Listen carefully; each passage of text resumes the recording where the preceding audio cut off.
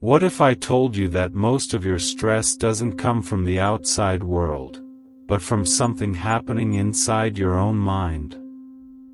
Not your job. Not other people. Not your circumstances. But unawareness.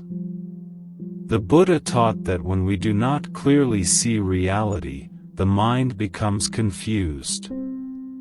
And when the mind is confused, suffering follows. But there is good news. When awareness grows, everything begins to change. Why truth feels hard. Imagine walking in the dark. You cannot see clearly. You may bump into obstacles. You may feel unsure about every step. That is what life feels like without awareness. The Buddha explained that the Dhamma, the truth, is not difficult for someone who is mindful. But for someone who is distracted, it feels challenging. Why? Because truth often goes against our habits. We want comfort. Truth sometimes asks for discipline. We want instant pleasure. Truth sometimes requires patience. The most valuable things in life, education, health, skill, wisdom, all require effort. Inner growth is no different. Good and evil are natural. The Buddha did not invent good and evil. He simply pointed out something that already exists in the world. Within every human mind, there are skillful qualities and unskillful qualities. Skillful qualities include kindness, honesty, patience, and generosity. These create peace. Unskillful qualities include greed, anger, jealousy, and confusion. These create suffering. The problem is not that these qualities exist. The problem is when we do not recognize them clearly. Awareness helps us see the difference. The two forces inside us. Inside every person, there is a constant movement. One direction pulls us toward goodness. Another pulls us toward harm. One moment we feel calm and generous. The next moment we feel irritated or defensive. Because of this, the mind can feel unstable.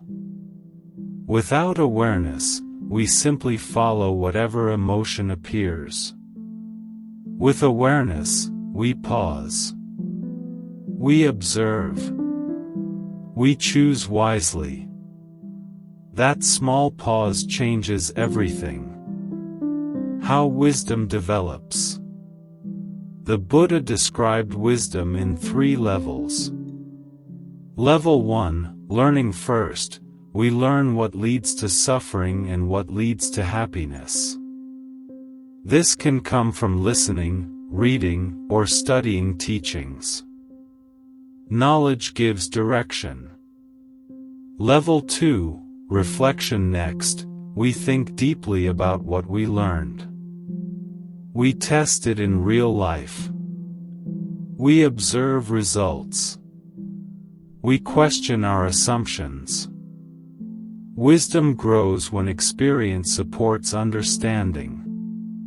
Level 3, direct experience. The highest level comes through meditation. When the mind becomes calm and steady, insight appears naturally. In this state, we begin to see something powerful. Emotions are temporary. Thoughts come and go. They are not permanent identities. Greed appears and disappears. Anger appears and disappears. Confusion appears and disappears. When we see this clearly, we stop being controlled by them. The simple practice. The Buddha gave a very practical instruction: just watch the mind.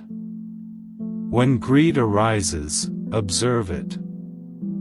When anger arises, observe it. When confusion arises, observe it. Do not immediately react. Do not suppress. Simply remain aware. When emotions are observed calmly, they begin to lose strength. Over time, the mind becomes stable, clear, peaceful. The transformation. As awareness strengthens, something beautiful happens. We stop identifying with every thought. We stop believing every emotion. Instead of saying, "I am angry," we begin to see, anger is present. That small shift creates freedom. Because we are not the emotion. We are the awareness that notices it. This understanding reduces suffering at its root. Final message: true awareness changes how we live. It transforms reaction into reflection, confusion into clarity, stress into understanding. The Buddha's teaching is not about blind belief. It is about training the mind. When awareness grows, wisdom grows. When wisdom grows, suffering decreases. This is the path from unawareness to freedom. And it begins with one simple step: observing your own mind.